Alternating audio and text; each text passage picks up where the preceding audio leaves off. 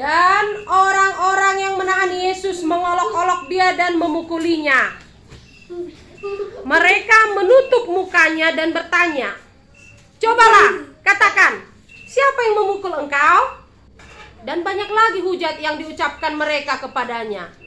Dan setelah hari siang berkumpullah sidang para tua-tua bangsa Yahudi dan imam-imam kepala dan ahli Taurat.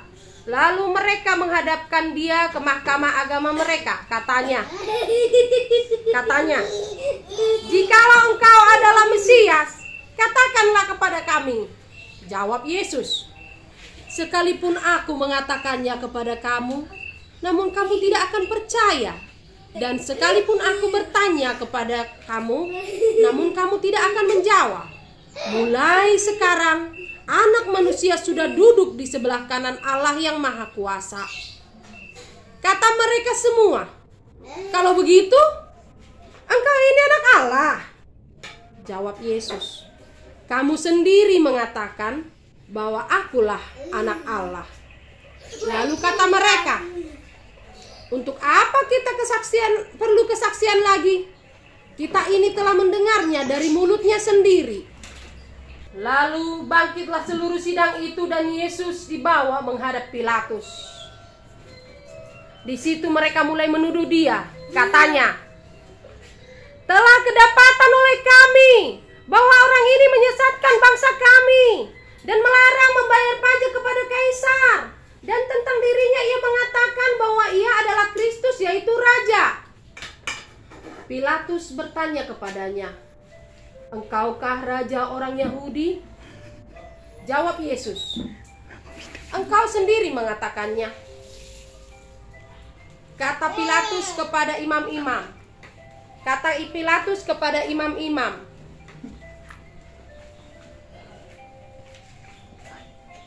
"Aku tidak mendapati kesalahan apapun pada orang ini." Tetapi mereka makin kuat mendesak, katanya, "Ia menghasut rakyat dengan ajarannya di seluruh Yudea. Ia mulai di Galilea dan sudah sampai ke sini." Ketika Pilatus mendengar itu, ia bertanya, "Apakah orang itu seorang Galilea?" Dan ketika ia tahu bahwa Yesus seorang dari wilayah Herodes, ia mengirim dia menghadap Herodes, yang pada waktu itu ada juga di Yerusalem. Ketika Herodes melihat Yesus, ia sangat girang, sebab sudah lama ia ingin melihatnya. Karena ia sering mendengar tentang dia, lagi pula ia mengharapkan melihat bagaimana Yesus mengadakan suatu tanda. Ia mengajukan banyak pertanyaan kepada Yesus, tetapi Yesus tidak memberi jawaban apapun. Sementara itu, imam-imam kepala dan ahli-ahli Taurat maju ke depan dan melontarkan tuduhan-tuduhan yang berat terhadap dia. Maka mulailah Herodes dan pasukannya menista dan mengolok-olok dia. Ia mengenakan jubah kebesaran kepadanya, lalu mengirim dia kembali kepada Pilatus. Dan pada hari itu juga bersahabatlah Herodes dan Pilatus. Sebelum itu, mereka bermusuhan. Lalu Pilatus mengumpulkan imam-imam kepala dan pimpinan serta rakyat, dan berkata kepada mereka, "Kamu telah membawa orang ini kepadaku dan sebagai seorang yang menyesatkan rakyat." Dan Herodes juga tidak, sebab ia mengirimkan dia kembali kepada kami. Sesungguhnya tidak ada suatu apapun yang dilakukannya yang setimpal dengan hukuman mati.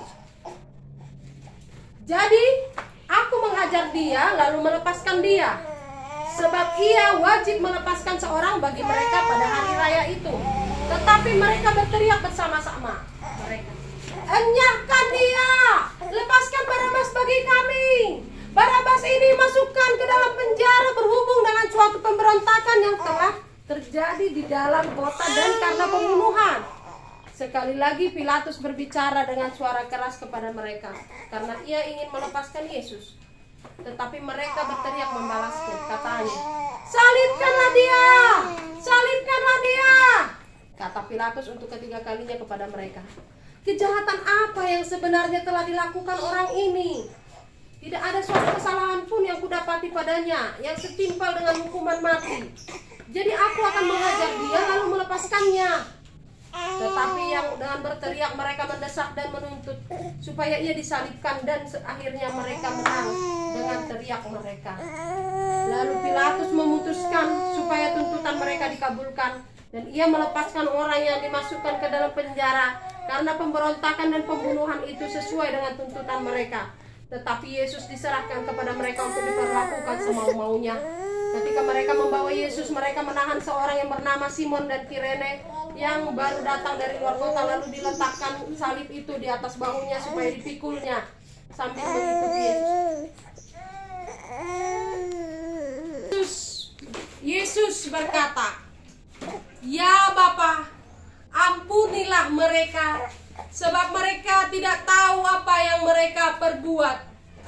Dan mereka membuang undi untuk membagi pakaiannya.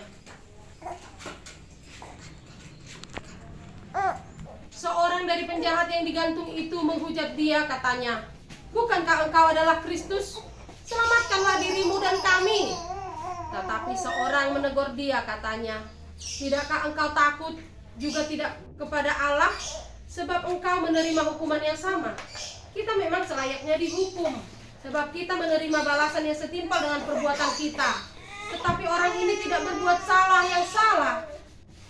Lalu ia berkata, "Yesus, ingatlah akan aku apabila engkau datang sebagai raja." Kata Yesus kepadanya, "Aku berkata kepadamu, sesungguhnya hari ini juga engkau akan ada bersama dengan aku di dalam Firdaus."